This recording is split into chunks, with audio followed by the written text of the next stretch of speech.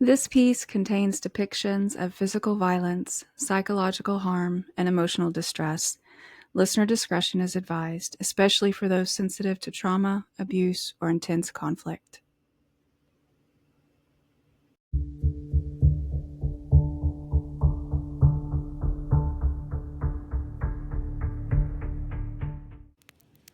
I am Michelle, And I am Isaiah. and we welcome you back for Shifting Veil's descent into October's dark harvest. We've opened the crypt, brushed dust off long Oh, forgotten darn it! horrors. I thought you were going to do like the spooky voice. I just, you may. Go on. I'm sorry. Keep going. All right.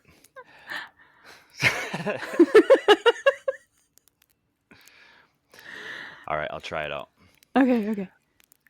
We have opened the crypt, brushed dust off long forgotten horrors, and let the first whispers loose into the autumn wind. But the shadows grow bolder now, and so do the stories. In this drop, the veil thins further, revealing deeper echoes, murders predicted before they happened, costumes mistaken for death, and acts of violence dressed in holiday cheer. So dim the lights, breathe deep, and listen close. You've stepped past the porch, and the darkness is waiting. Hell yeah! Now you have to do that. Everything you say for the rest of the podcast, you have to do it in that voice. No, I don't have to. Okay, you don't. All right.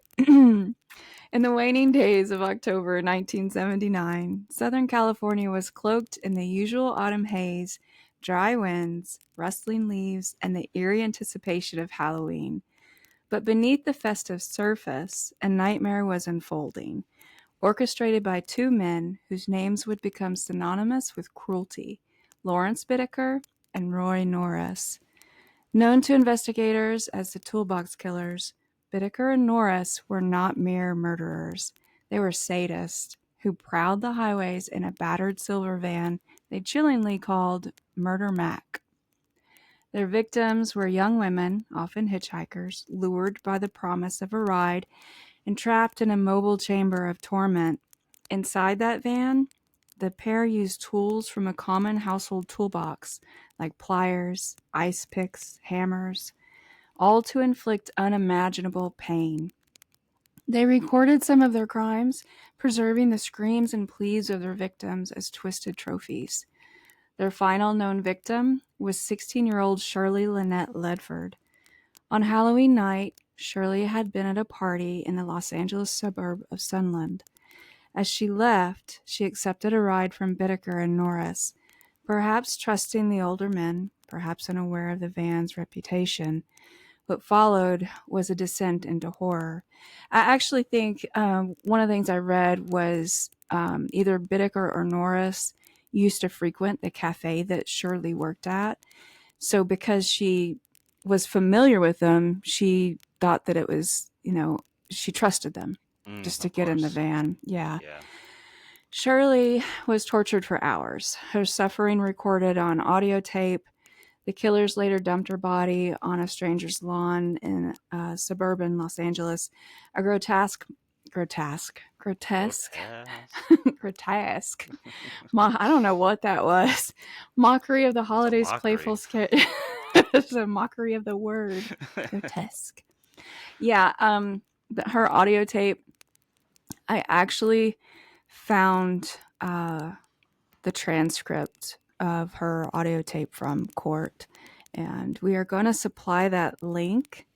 But I was warned multiple times not to read this transcript if I was sensitive at all. Of course, I went and I read it anyway. I'm going to say the same thing. Do not read this transcript if you are sensitive at all. It is absolutely horrid. Shirley Ledford was a 16-year-old girl, and what they did to her it's horrendous. Her discovery shocked the community. Unlike their previous victims who had been hidden in remote canyons, Shirley's body was left in plain sight. a message, a climax to their spree. The brutality of the crime helped lead to their arrest. Norris eventually confessed, and both men were convicted. Whitaker was sentenced to death and died in prison in 2019. Norris received life imprisonment and died in 2020. The case remains one of the most disturbing in American criminal history.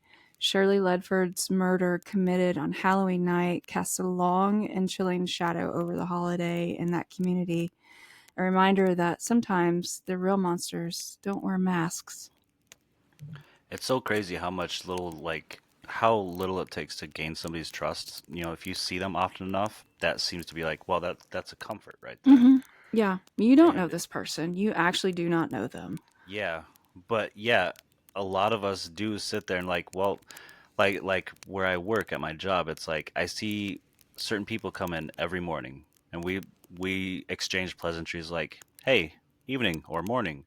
Mm-hmm. Um, but we see each other every single time they're in the store, and we recognize each other because we see each other on a daily to bi-daily basis. Yeah. And so it's like, okay, I I recognize that they're gonna be in here, they're gonna grab a few things, and they're gonna go. Mm-hmm. But realistically, you know, I don't know them. And that's the same case with this, where it's like Yeah. she sees them on a regular basis or knew them from a regular basis, but didn't know them. Something that might have played a factor too, because she was young. She was 16. It could have just been these were older people. I guess you could say her elders, Hmm. though I don't believe they were elderly. They were her elders. She might have felt like it would have been perceived as rude if she declined. She might not have wanted to like deal with that the next time one of them came into the cafe. You Hmm. know, maybe she didn't want that kind of fallout from declining, or she could have just blindly trusted them. But you know, when it comes to younger people, I do think sometimes they do things under the fear of being seen as being disrespectful or rude by, you know, not accepting such things. But Did did this spree take place in 79 and only 79, or was it over like the span of like from I th- 79 into like the 80s? I think it was a really short spree. I'm not sure if it was going into 79, if it was going into the 80s, but it wasn't a very long period of time. I mean, I would say they didn't do this for more than 2 years. I was gonna say because back then, I know this is gonna sound like back in my day for a lot of people, but um, in the 70s and 80s, a lot of us like kids did grow up like thinking somebody that's more of an adult is more trustworthy than somebody our own age. Yeah. So that could also be a factor of naivety there on its own. Let me see if I can find out how long. Okay. It was a 5 month period in 79. Oh, so it all took place in the same year. Yeah, between June and November of that year. Yeah. So it was very short lived. As much as Thank it goodness. as much as it pains me to say it was a different time, it was a different time. It was. I mean, horrible things happened then, like they do now. I think we heard of it a little less back then Hmm. because we didn't have the internet. Um, and we heard of it after the fact, you Yeah. know. Yeah. So I don't know. It's just I know that there was several victims. They were all, you know, the what I said was young women, but they were all teenagers, you know. Um, Yeah. but It's yeah, it's it's it's it's insane. a different mindset, I guess, is what I Mm-hmm. should say. Yeah. Yep. Yeah. Pretty bad. Um, on a damp on a damp Halloween night in 1974, the streets of Pasadena, Texas, just outside Houston, were alive with the laughter of children in costume, their pillowcases heavy with sweets and dreams. Among them was 8-year-old Timothy O'Brien, dressed for the occasion and accompanied by his father, Ronald Clark O'Brien. The evening unfolded like any other suburban Halloween. Door to door trick or treating, the thrill of the unknown behind each porch light. But the horror that awaited Timothy wasn't lurking in the shadows. It was nestled inside a piece of candy handed to him by his own father. Later that night, back at home, Ronald offered Timothy a treat from his haul, a long, colorful pixie stick. Sticks? Stick? Sticks. I know that's what it's spelled like, but I mean, if it's singular. Sorry. Within moments of tasting the sugary powder, Timothy complained of a bitter flavor. He began to vomit violently, his small body convulsing. He was rushed to the hospital, but it was too late. Timothy died en route. The investigation that followed peeled back the mask of a chilling betrayal. Authorities discovered that the pixie sticks had been laced with a lethal dose of potassium cyanide. Even more disturbing was the motive. Ronald O'Brien had taken out life insurance policies on his children and poisoned the candy in a calculated attempt to collect the payout and escape mounting debts. Thanks, Dad. What Can the you imagine? heck? I mean, Wow. he this is so dark. All right, I'm like That's I horrible. already have a dark and horrible humor. Okay, but he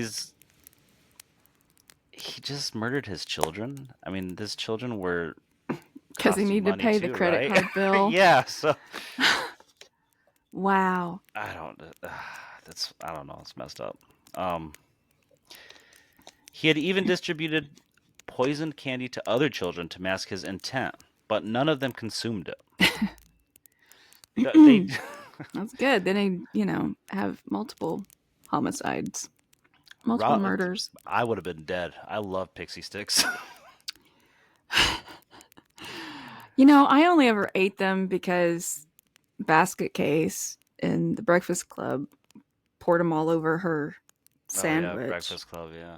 Yeah, it was just kind of a thing. I didn't really care for them. Oh, I loved them. They they got me jacked up. I didn't put them on my cold cut Captain Crunch sandwich or anything like she did, but yeah, I didn't care for them too much. Ooh, Those Ronald are was so eventually. easy to poison. I'm so sorry. I Are they keep though? interrupting. Because you have to open it up. That's the biggest thing. So if they're You even just fold them. I mean, They're he's the just dad though. folded. So he is the dad though, so he probably opened it for his kid too. So he put that shit right up on top of that, on top of it. So it was the first thing that the kid ingested. I mean, the sticks aren't sealed. They're just folded over. You fold it back and you They can are pop too it right sealed. open. They are too No. sealed. Well, they Yes, might they be are. now. They weren't back then. I don't Back then, remember. no. I mean, it I was have like never you're sucking down cocaine. I have never eaten a pixie sticks that was sealed. It's always Yeah, just been they. like fold it back up and it's open. I don't remember what they were like back then because my parents probably opened them for me. But right now, this day and age, they are all sealed. They are clamped shut at both ends, I'm gonna go paper fucking and buy some plastic. tomorrow and I will let you know. All right. Well, since you don't Because like them, you can just send me the rest of them. I Just will. don't put potassium cyanide in it. I'll think about not doing that. I think I'm out currently. Well, So you're probably good. there's another moment people can send their applications in to join the podcast. There might be an opening soon. There might be an opening within the next couple of weeks. This was a joke for legal purposes. Yes, just a joke. Maybe. Maybe. Ronald was eventually convicted of murder and dubbed the Candyman by the media. He was executed by lethal injection in 1984. The case sent shockwaves through the nation and embedded a lasting fear in the hearts of parents. To this day, many still inspect their children's Halloween candy with anxious eyes, haunted by the memory of a father who turned a night of innocent joy into a tale of real-life horror. In Victorian Britain, Halloween was not yet the carnival of costumes and candy it would become, but sweets were still a cherished indulgence. Sorry, I dropped the H there for a minute. Cherished indulgence, yeah. Especially in the industrial town of Bradford. On October 31st, 1858, however, a handful of peppermint lozenges would become the harbinger of death. Or a harbinger. No, it's the harbinger. Now I can't read anymore. It says the, but it could be the or a. A.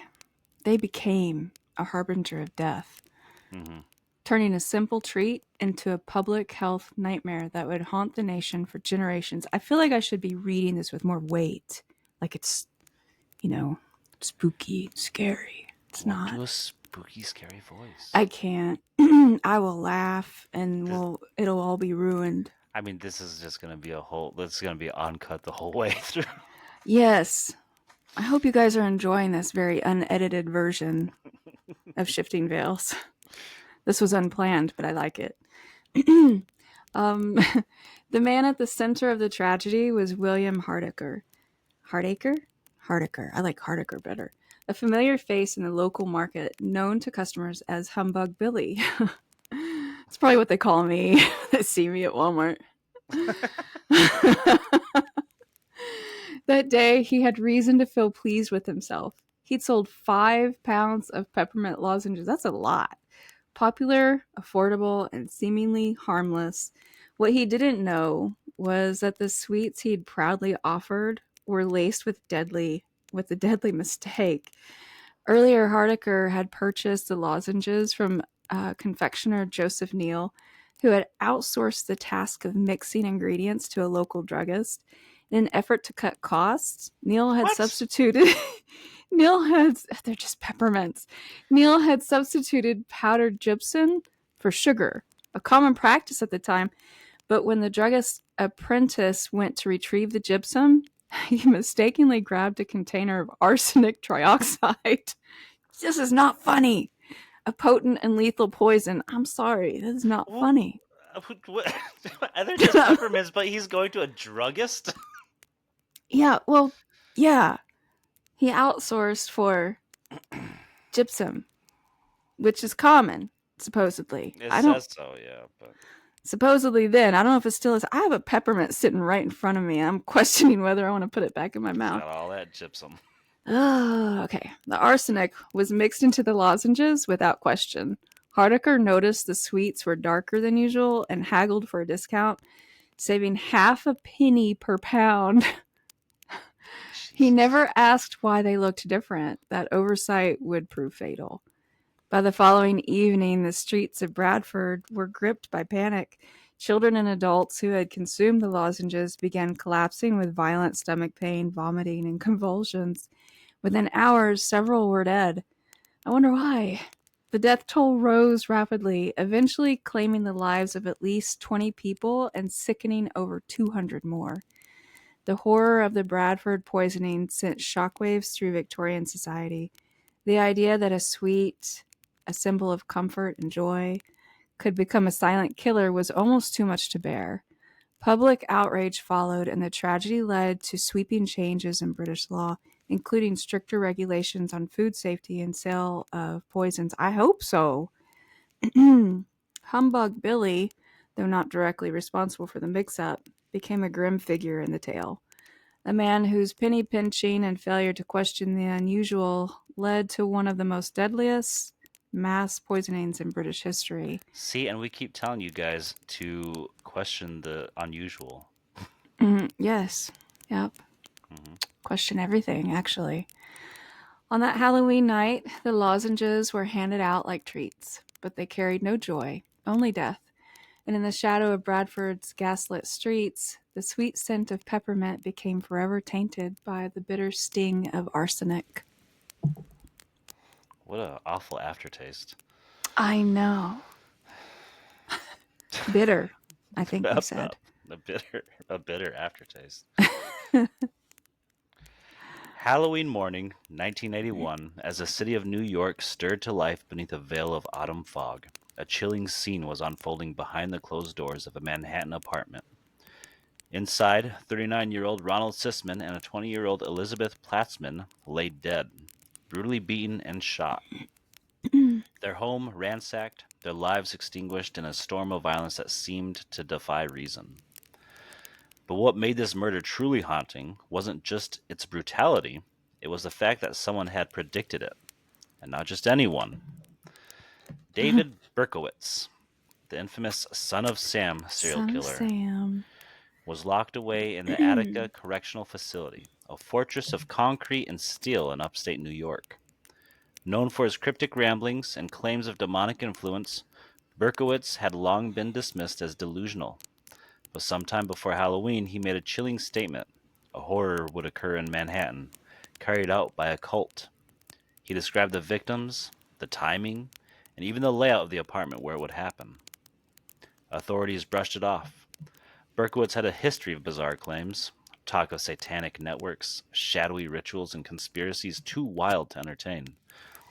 His prediction was filed away as the ravings of a madman. Then came October 31st, when Sisman and Platzman were found dead. The details matched Berkowitz's account with disturbing precision.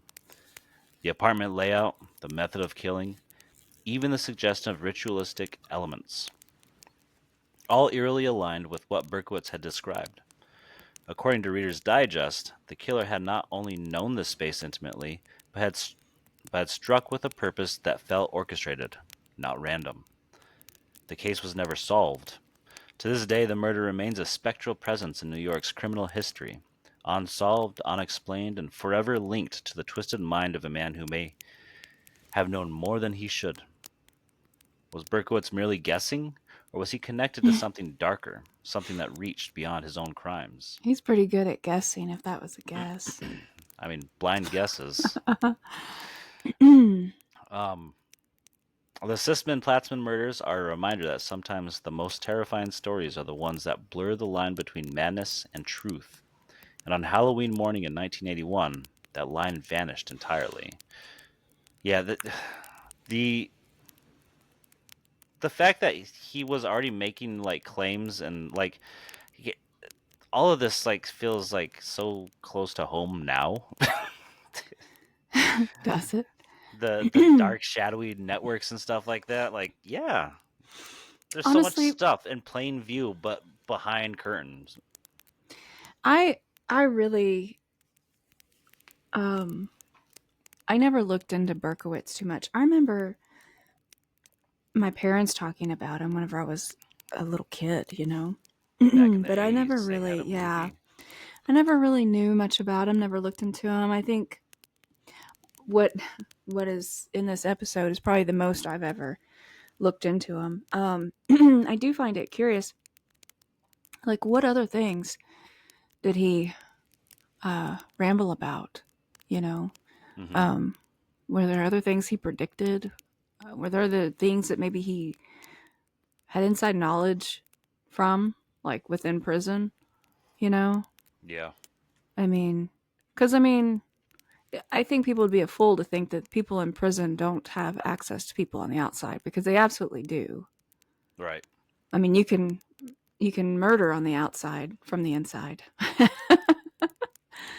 You can make it happen, you know? Yeah, if you've got the right connections, absolutely. Exactly. Yeah. So I'm not saying, I'm not trying to indicate that that's what he did. He might have just known of some things, or maybe he like knew it on a different level, Well, that not was one from of the connections. things. That was one of the things about him, though, was that he had always claimed that he was possessed by a devil dog, a black dog. Oh, Um, that and sounds like so depression to me. he that's one of his claims, and so he would Hmm. have those demonic connections if that was the case. But if you look Yeah. at his last name born last name was Falco. So I mean, he could Okay. totally have, and this is probably just me like stereotyping, but that he could totally have, especially growing up in Brooklyn, he could have those connections. Good. Yeah. Falco. That's kind of a neat name. As Star Fox. Yeah. Berkowitz is kind of a neat name too. Listen, I don't like the guy. I'm not trying to say that. There's just kind of a neat name. Both of them. I like Falco more than Berkowitz though. How do you I get mean, Berkowitz? Berkowitz pops off the tongue better. Kind of does. What is even what nationality is that? I don't know. That's a Falco is Italian American. yeah. Hmm. In the He quiet town. Oh, go ahead. Sorry. sorry he had a bar mitzvah at some point, so he's Hmm. Jewish. Okay. That makes a little bit of So sense of Berkowitz. there you go. Wait, wasn't Berkowitz the name of the that movie? Um, what's the movie with the mice? With the mice, there's a lot of movies with mice. Oh, it's animated. I think it was Disney. It was Disney. There's quite a few Disney movies that have I mice. can't believe you don't know what I'm talking about. Wasn't their name Berkowitz? I don't know what you're talking about. I probably Okay. do know what you're talking about, but I don't know what you're talking about. I'm sad now. Now I'm gonna have to look it up. Okay. But I can't do it right now because we're going unedited and it's gonna take too long. Yeah. Um in the quiet town of Martin, Ohio, Halloween night in 2010 turned from festive to fatal inside the home of the Lisk family. William B.J. Lisk, a 24-year-old with a documented history of mental illness, committed one of the most brutal family murders in recent memory, not history. Or maybe it is history I too. was reading it the same way though. Yeah, I wanted to say history, but it says memory. That evening, BJ entered his father's home and unleashed a spree of violence that left 3 family members dead. His stepmother, Susan Lisk, was sexually assaulted and murdered. His father, William Lisk, and stepbrother, Derek Griffin, were also killed. Derek bludgeoned with a claw hammer, and the others fatally shot. The next morning, Derek's younger brother, who had spent the night elsewhere, returned home and discovered the bodies. At first, he thought it was a Halloween prank, but the horror was real. BJ was arrested and later pleaded guilty to the murders. He was sentenced to life in prison, but in 2015 he died by suicide while incarcerated. The list. Let me try that again. The Lisk family massacre remains one of the darkest crimes ever committed on Halloween. Pretty dark. Yeah. Imagine walking into home for that. Mm-hmm. Yep. In Czech Republic, Halloween wasn't widely celebrated in the 90s, but that didn't stop a group of university students from throwing a costume party in the catacombs beneath Spilberg Castle. Dang. Am- Among them was 22-year-old philosopher. Disrespectful. I, I Man, don't. I think doing anything party wise in catacombs is like the stupidest thing. it's pretty dumb. It's pretty disrespectful. It's pretty dumb. And I did some dumb, disrespectful things as a teenager, as a young person. But I don't think I did that.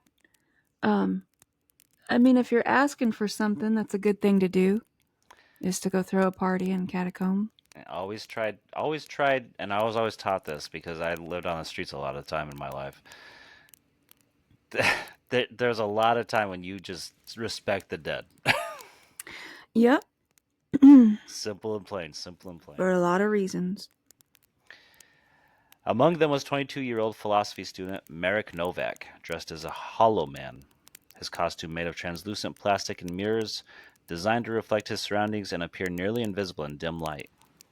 The party was wild, echoing through the underground tunnels. Around midnight, Merrick was seen walking deeper into the catacombs, saying he wanted to feel the silence. He never returned. Well, search efforts were extensive. Police, spelunkers, and even military personnel combed the tunnels. No body was found. No signs of foul play. Just one eerie clue. Merrick's costume was folded neatly beside a centuries old stone altar with a single candle still burning. Local legends quickly took over. Some claimed Merrick had been taken by the castle's ghostly past. Spielberg was once a prison known for torture. Others whispered that he staged his own disappearance as a philosophical statement, becoming the hollow man in truth. That's kind of taking it too far. To this day, Marek Novak is listed as missing. His story is rarely told outside Brno. Is that what that is? Brno? But I don't know how she'd say that. Brno. Brno. Yeah, it's literally BRNO, so it has to be Brno. I don't know. DR is doctor, so maybe BR is Proctor. Bro. I don't know what the hell you just said. It made no sense to me at all. I'm probably not saying it right, but I'm going to stick with it. Burno looks right. Burno sounds right. Among students, the castle guides, among students and castle guides, it's a Halloween tale that blurs the line between crime, myth, and metaphysical mystery. If you found something unsettling or unexpected in tonight's story, something that lingered longer than it should have, don't let it disappear into the silence. Like, share, and follow Shifting Veils wherever you listen. And if you would like to see photos from some of our episodes or read creepy tales, visit our website at svpodcasting.com. No fanfare, just truth, obscured, observed, and waiting. Thanks for stepping into the shadows with us. We'll see you on the next drop. Just don't forget to check behind you.